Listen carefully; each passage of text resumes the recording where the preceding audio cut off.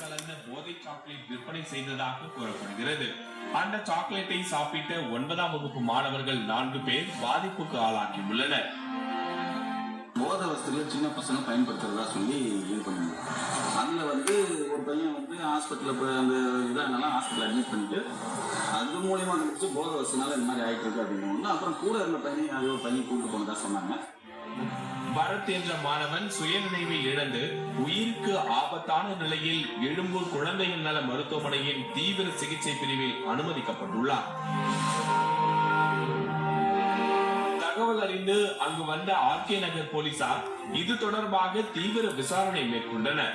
அப்போது அந்த பள்ளியில் படிக்கும் பல மாணவர்களின் பைகளில் இருந்து போதை சாக்லேட் கண்டுபிடிக்கப்பட்டதாகவும் கூறப்படுகிறது.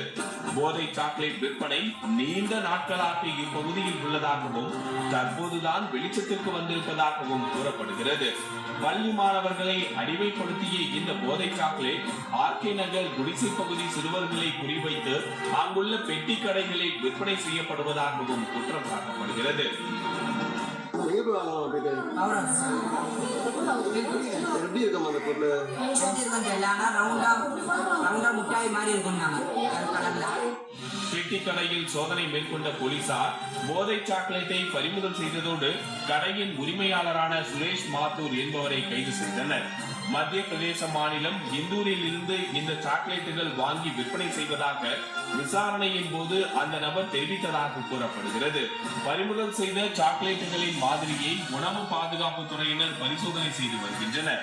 மேலும் வேறு எந்தெந்த கடைகளில் இது போன்ற சாக்லேட்டுகள் விற்பனை செய்யப்படுகின்றன என்பதை கண்டறிய 6 குழுக்களாக மருத்துவத்துறையினர் ஆய்வு மேற்கொண்டுள்ளனர். நீண்ட நாட்களாக இப்பகுதியில் உள்ளதாகவும் தற்போதுதான் வெளிச்சத்திற்கு வந்திருப்பதாகவும் கூறப்படுகிறது. பள்ளி மாணவர்களை அடிமைப்படுத்திய இந்த போதை சாக்லேட் ஆர்கே நகர் குடிசை பகுதி சிறுவர்களை குறிவைத்து அங்குள்ள பெட்டி கடைகளில் விற்பனை செய்யப்படுவதாகவும் குற்றம் சாட்டப்படுகிறது.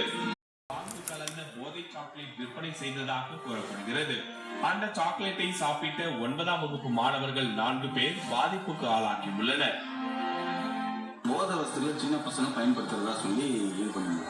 அதில் ஒரு பையன் ஹாஸ்பிட்டலில் போய் அந்த இதானால தகவல் அறிந்து அங்கு வந்த ஆர்கே நகர் போலீசார் இது தொடர்பாக தீவிர விசாரணை மேற்கொண்டனர். அப்போது அந்த பள்ளியில் படிக்கும் பல மாணவர்களின் பைகளில் இருந்து போதை சாக்லேட் கண்டுபிடிக்கப்பட்டதாகவும் கூறப்படுகிறது. போதை சாக்லேட் விற்பனை அட்மிட் பண்ணிட்டு அது மூலியமாக கழிச்சு போதை வசதினால இந்த மாதிரி ஆகிட்டு இருக்கு அப்படின்னு அப்புறம் கூட இருந்த பையனை யாரையோ பையன் கூப்பிட்டு போனதா சொன்னாங்க.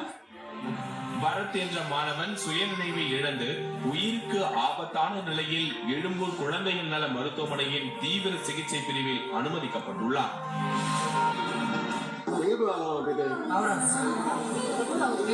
எப்படி இருக்கும் அந்த பொருள்? முட்டாய் மாதிரி இருக்கும். பெட்டி கடையில் சோதனை மேற்கொண்ட போலீசார் போதை சாக்லேட்டை பறிமுதல் செய்ததோடு கடையின் உரிமையாளரான சுரேஷ்